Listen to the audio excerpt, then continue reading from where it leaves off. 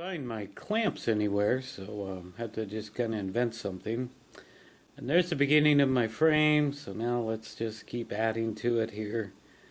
And eventually we'll glue that all down to the back of the mirror and hope it'll be secure enough to mount this, be able to mount this to the tripod without it kind of falling apart.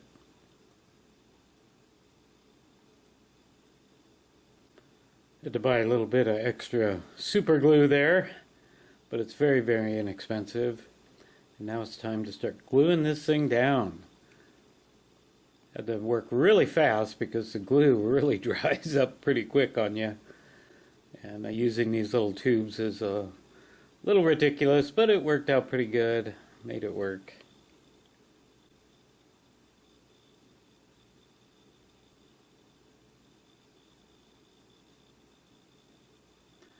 And now putting the frame down there, ended up having to pile a whole bunch of weight on this and just leaving it sit on the counter for almost an entire week as things got really busy and crazy at work. I just couldn't find any more time to work on this project, and that was fine. It was just perfect sitting there, taking up my unfortunate counter space, but it had plenty of time to dry. Okay, here we are. We got this thing sitting on the table now. It's very, very bright. Those are 4 LED lights. Let's just turn this thing around now. So, I'm not terribly disappointed in this thing. It didn't quite come out the way I wanted it to. And I struggled, as I said, to build this over the last 2 months. Because so many things are just kind of going wrong in my life right now. But I did finally get it done. So I've got a 12 volt 3S pack here.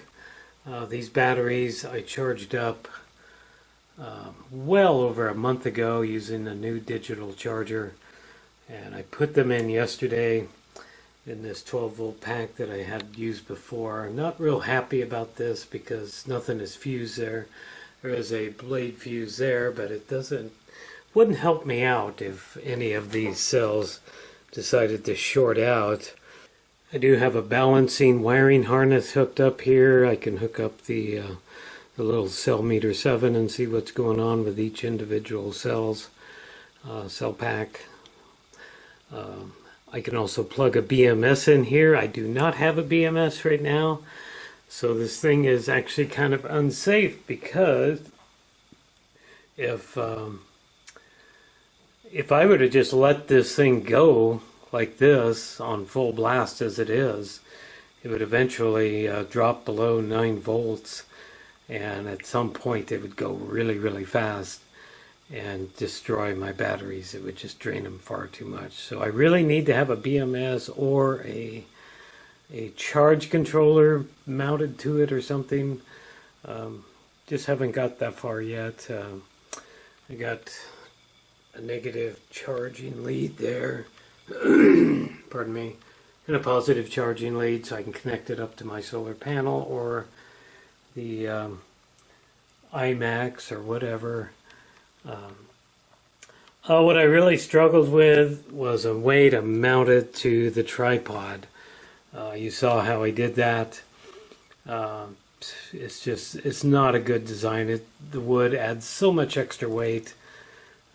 It's really a drag. So not a really good design. It's the only one in the world like this, and I don't know if anybody would want to build one like this, but it does work. So anyway, it's just going to be like an emergency light for me.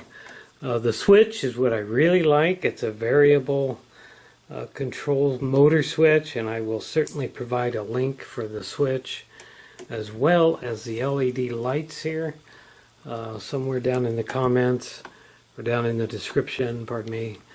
But I really like this. It's really easy to hook up, and you just snap it on, and there you go.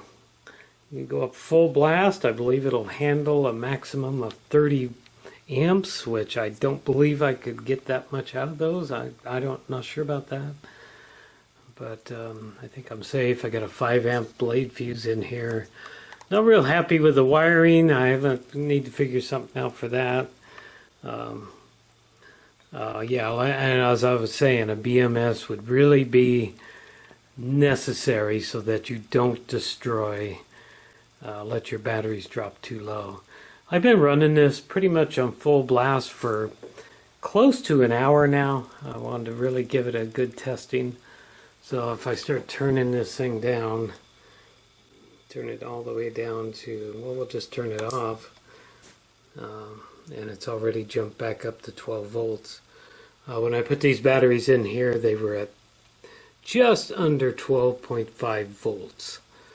So they held their charge good. So after an hour, I've used up, as you can see, not a whole lot of power here. So I'm going to leave this on today for a while and just kind of see how far I can drain it down. Just let it run for another hour or so. So the mirror, one last thing here, the mirror that I used is just a set of mirrors that I had that hang on the wall. This is a middle mirror. And here's the other two mirrors. So the middle mirror would go in the middle there. They'd hang on the wall and be kind of decorative. I don't know where I got them, or I don't use them or anything. So I do have this one big mirror that I could actually build another one out of.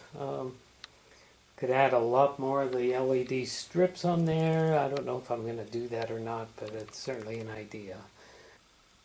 So all in all, this was really quite a fun project for me to build.